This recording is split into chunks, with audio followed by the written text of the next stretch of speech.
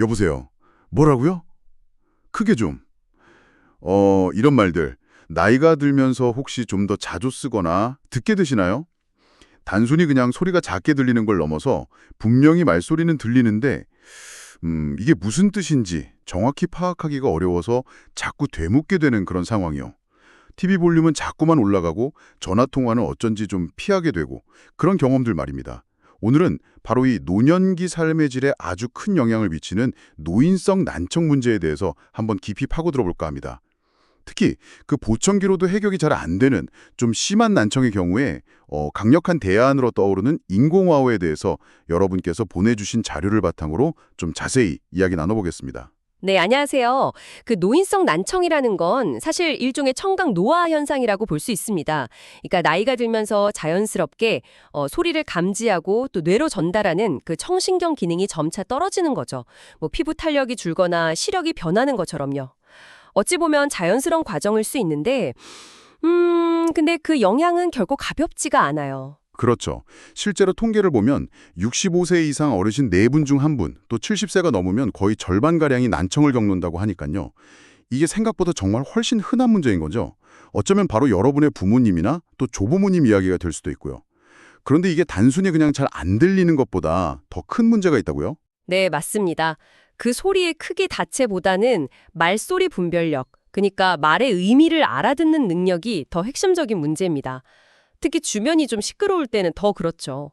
예를 들어 식당 같은 데서 여러 사람 목소리가 막 섞이면 대화 내용을 따라가기가 정말 어렵고요. TV 속 대사도 뭔가 좀 웅얼거리는 것처럼 들리는 거죠. 소리는 분명히 귀로 들어오는데 뇌에서 그게 무슨 뜻인지 제대로 처리되지 못하는 상황이랄까요? 아, 소리는 들어오는데 의미 파악이 안 된다.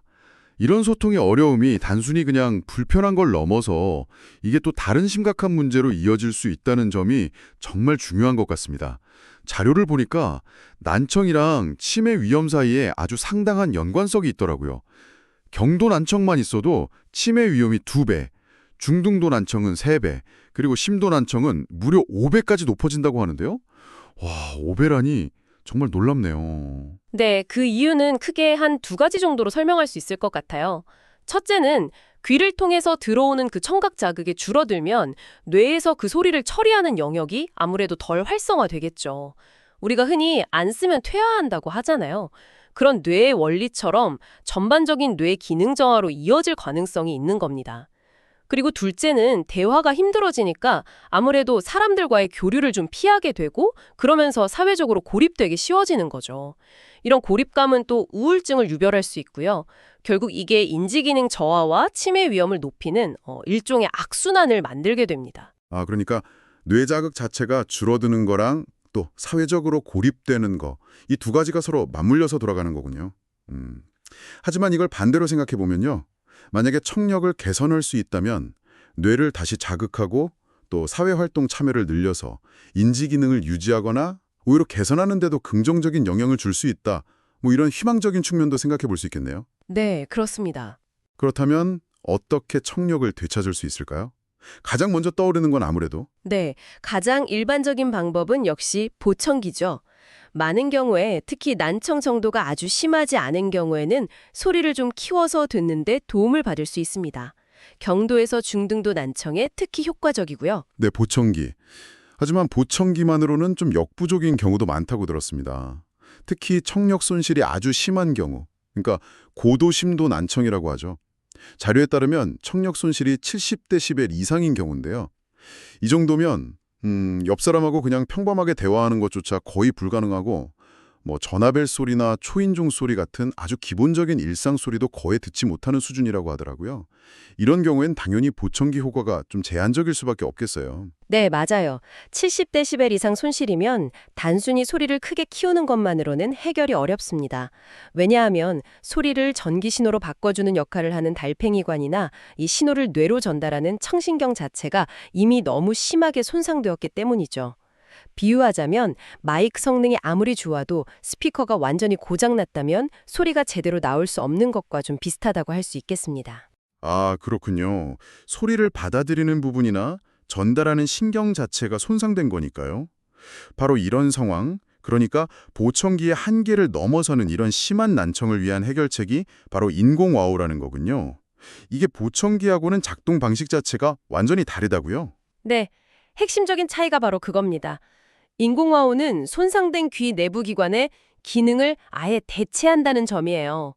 보청기가 외부 소리를 크게 증폭시켜서 아직 남아있는 청각세포를 자극하는 방식이라면 인공화호는 그 손상된 부분을 건너뛰어서 소리를 전기신호로 변환한 다음에 청신경에 직접 전달해주는 겁니다.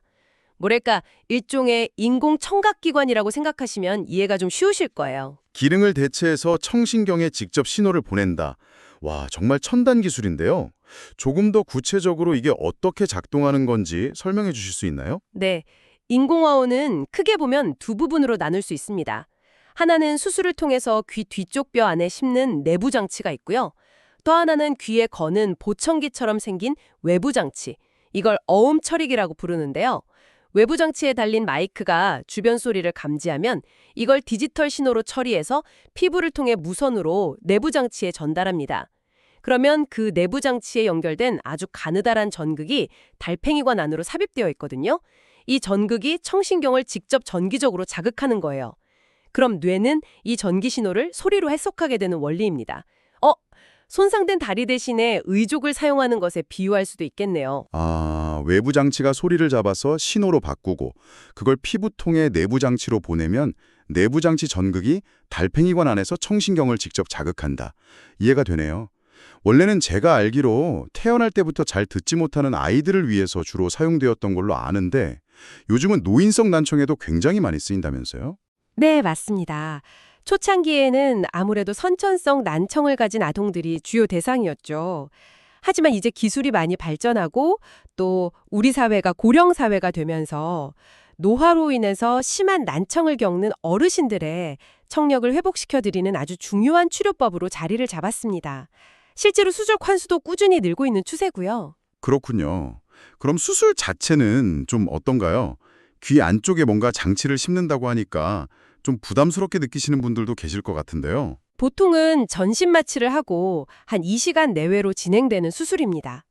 귀 뒤쪽 피부를 조금 절개해서 내부 장치를 그 안쪽 뼈에 고정시키고 전극이라는 가느다란 선을 달팽이관 안으로 아주 조심스럽게 삽입하는 과정이죠.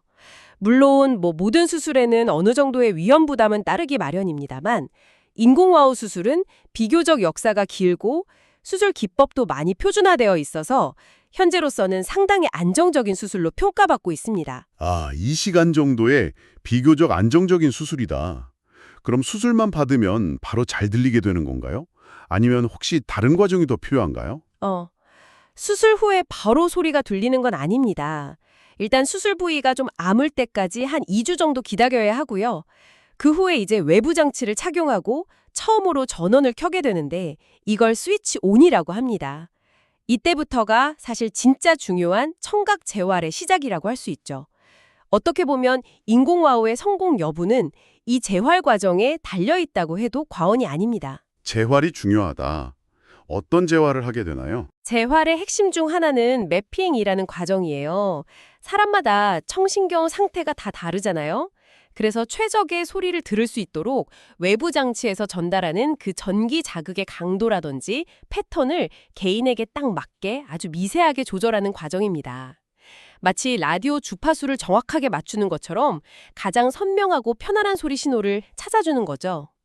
그리고 또 중요한 게 인공화호를 통해서 듣게 되는 소리는 이전에 자연적으로 듣던 소리나 아니면 보청기를 통해 듣던 소리와는 또 다릅니다. 뭐랄까, 약간 전자음처럼 들릴 수도 있고요. 그래서 뇌가 이 새로운 종류의 전기 신호를 의미 있는 소리, 특히 말소리로 인식하고 이해하도록 꾸준히 훈련하는 과정이 반드시 필요해요. 비유하자면 새로운 외국어를 배우는 것과 좀 비슷하다고 할 수 있습니다. 아, 새로운 소리에 뇌가 적응하는 시간이 필요하다는 거군요. 그 적응 기간은 보통 얼마나 걸릴까요? 그리고 혹시 나이가 많으시면 재활이 더 어렵거나 하진 않을까요? 적응 기간은 정말 개인차가 큽니다.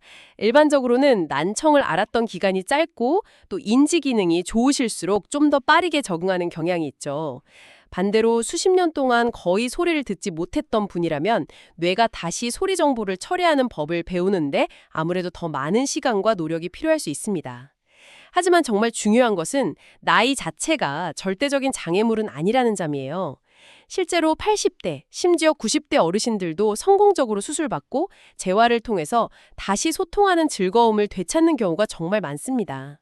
다만 이 재활 훈련을 꾸준히 따라갈 수 있는 최소한의 인지 기능과 전반적인 건강 상태는 중요하기 때문에 수술 전에 이런 부분들을 종합적으로 평가하게 됩니다. 나이가 절대적인 기준은 아니다. 하지만 재활을 위한 최소한의 인지 기능은 필요하다. 알겠습니다. 그러면 어떤 경우에 인공아웃 수술을 받을 수 있는지, 그리고 혹시 비용 부담을 좀 덜 수 있는 건강보험 기준 같은 것도 마련되어 있나요? 네, 건강보험 적용 기준이 있습니다.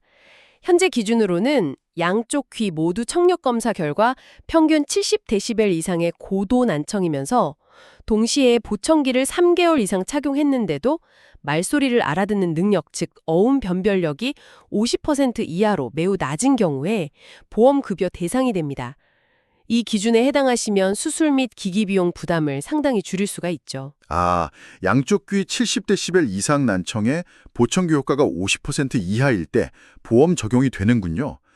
그런데 여기서 최근에 나타나는 좀 흥미로운 변화가 있다고 들었습니다. 이 보험 기준과는 조금 다른 움직임이 있다고요. 네, 맞습니다. 이게 정말 최근 몇 년 사이에 두드러지는 현상인데요. 과거에는 주로 양쪽 귀가 모두 아주 심하게 안 들리시고 또 방금 말씀드린 그 보험 기준에 딱 맞는 분들이 주로 수술을 고려하셨다면요. 요즘은 전반적으로 경제 수준도 향상되고 또 삶의 질에 대한 관심이 굉장히 높아지면서 보험 기준에는 해당하지 않더라도 자비로 인공아웃 수술을 선택하시는 경우가 눈에 띄게 늘고 있습니다. 이건 어떻게 보면 상당히 중요한 변화를 시사한다고 볼 수 있어요. 보험 기준 미달인데도 자비로 하신다. 어떤 분들이 주로 그런 선택을 하시는 건가요? 그러니까 삶의 질 향상을 위해서라면 구체적으로 어떤 상황일 때 고려하게 되는 걸까요? 대표적인 예가 비대칭성 난청 환자분들입니다. 그러니까 한쪽 귀는 청력이 비교적 괜찮은데 반대쪽 귀만 청력이 매우 나쁜 경우죠. 예전 같으면 뭐 한쪽이라도 잘 들리니까 괜찮다 이렇게 생각하시는 경향이 좀 있었는데 요즘은 안 들리는 쪽 귀도 잘 듣고 싶다. 다시 말해 양쪽 귀로 세상을 좀 더 온전히 경험하고 싶다는 그런 적극적인 요구가 커졌습니다. 또 다른 주목할 만한 경우는 심한 이명으로 고통받는 분들입니다. 끊임없이 귀에서 삐 하는 소리가 들리거나 웅웅거리는 소리 때문에 잠도 제대로 못 주무시고 일상생활 자체가 너무 힘든 경우인데요. 일부 환자분들에게서 인공화호를 통해 지속적으로 외부 소리 자극을 주면 그 이명 소리가 좀 줄어들거나 덜 느껴지는 뭐랄까 마스킹 효과 같은 게 보고되면서 이명 완화 자체를 목적으로 인공화호를 선택하는 사례도 점점 늘고 있습니다. 단순히 안 들리는 문제를 넘어서 잘못 들여서 괴로운 고통까지 해결하려는 시도인 셈이죠. 와, 정말 주목할 만한 변화네요. 비대칭성 난청이나 이명 완화 목적까지. 단순히 못 듣는 걸 넘어서서 한쪽 귀라도 더 잘 듣고 싶다거나 아니면 이명 같은 다른 불편함을 해결하려는 그런 적극적인 의지가 반영된 결과라고 볼 수 있겠군요. 자, 오늘 이야기를 한번 정리해보면요.